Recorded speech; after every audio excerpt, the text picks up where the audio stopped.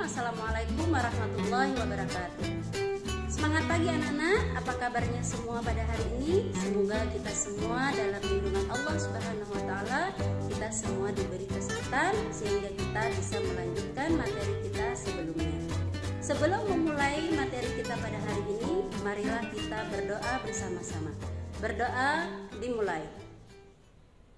Bismillahirrahmanirrahim.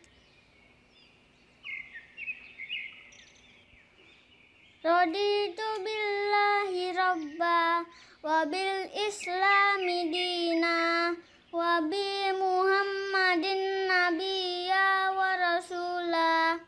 Rabbi zidni ilman warzuqni fahman. Berdoa selesai.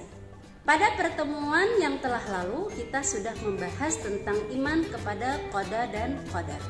Qada artinya ketetapan atau ketentuan Allah terhadap makhluknya yang sudah ditetapkan sebelum kita dilahirkan.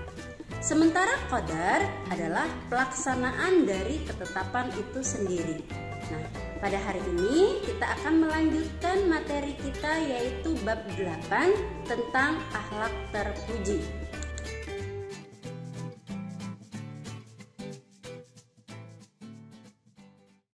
Akhlak terpuji. Akhlak terpuji adalah sikap atau perilaku yang baik. Pada bab ini kita akan mempelajari sikap toleran, simpatik, hormat, dan patuh. Tujuan pembelajaran: memahami perilaku hormat dan patuh kepada orang tua, guru, dan sesama anggota keluarga.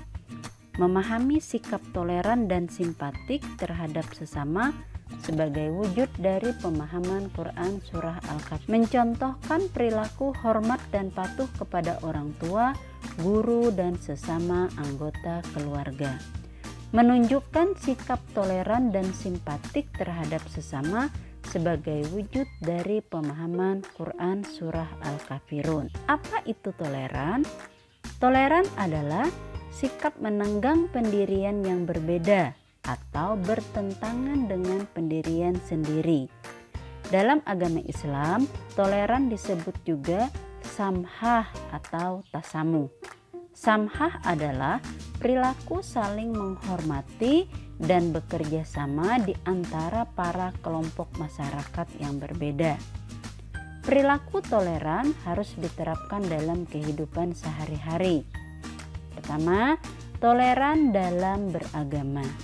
Dalam Quran Surah Al-Kafirun dijelaskan bahwa seorang muslim tidak diperbolehkan mengikuti keyakinan non-muslim. Perilaku toleran hanya boleh dilakukan dalam urusan muamalah yang berkaitan dengan hubungan antar sesama manusia. Dalam hal ini, keyakinan tidak boleh ada paksaan. Kita harus saling menghormati dan menghargai.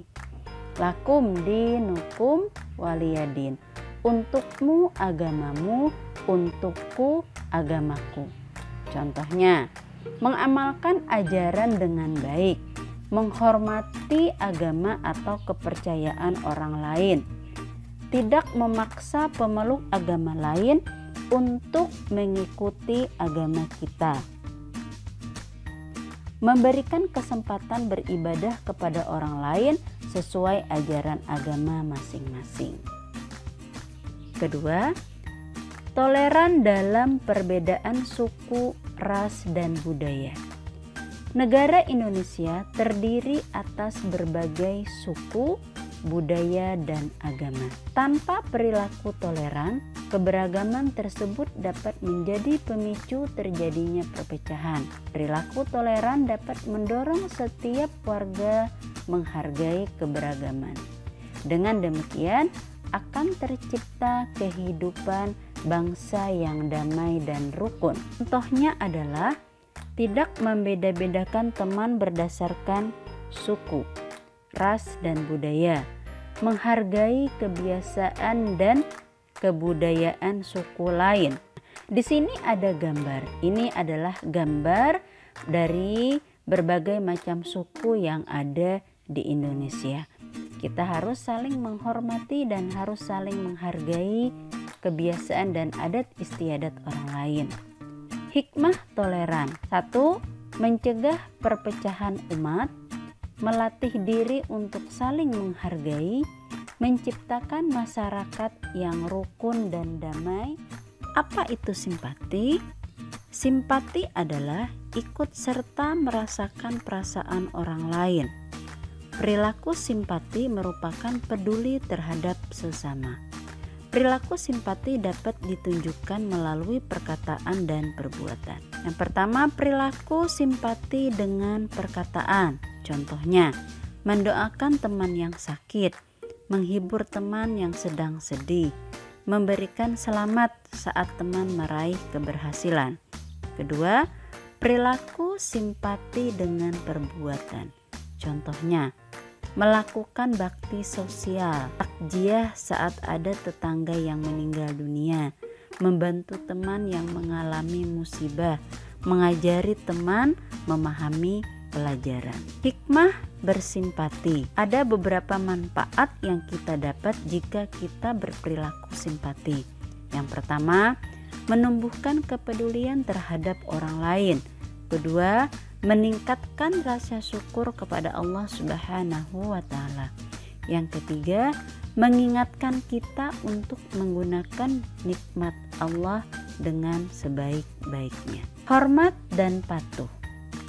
Hormat adalah perasaan menghargai orang lain yang memiliki kelebihan baik segi usia, ilmu, kedudukan, pengalaman maupun keimanan. Patuh adalah perilaku menurut atau taat terhadap perintah orang lain.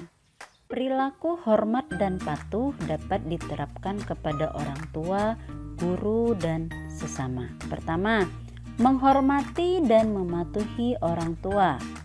Contohnya, mematuhi perintah orang tua dan menjauhi larangannya.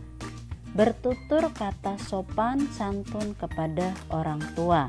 Menghormati dan mematuhi guru. Ada perilaku dan tindakan yang patut kita ikuti dalam kehidupan kita sehari-hari. Contohnya, melaksanakan perintah guru dengan ikhlas, menyapa dan mengucapkan salam, mengamalkan ilmu yang telah diajarkan. 3. Menghormati dan mematuhi sesama anggota keluarga. Contohnya, berbicara dengan sopan dan santun. Hikmah perilaku hormat dan patuh. Ada beberapa manfaat yang dapat kita rasakan ketika kita berperilaku hormat dan patuh kepada orang tua, kepada guru, dan kepada sesama. Yang pertama, mendapatkan pahala dari Allah Subhanahu wa Ta'ala. Dari pembelajaran kali ini dapat kita simpulkan, Allah memerintahkan supaya kita bersikap toleran, simpati, hormat, dan patuh kepada orang tua dan guru. Ibu harapkan kalian dapat menerapkan dalam kehidupan sehari-hari, baik di sekolah, di rumah, ataupun di lingkungan masyarakat. Jangan lupa kerjakan tugas yang ada di buku Pendidikan Agama Islam dan Budi Pekerti kelas 6 halaman 158. Insya Allah pertemuan yang akan datang kita akan membahas tentang infak dan sedekah. Demikian pembelajaran kita pada hari ini. Semoga apa yang kita pelajari bersama-sama mendapatkan berkah dari Allah Subhanahu wa Ta'ala. Amin, amin, ya Rabbal Alamin. Marilah kita tutup pelajaran kita pada hari ini dengan membaca hamdalah. Wassalamualaikum warahmatullahi wabarakatuh.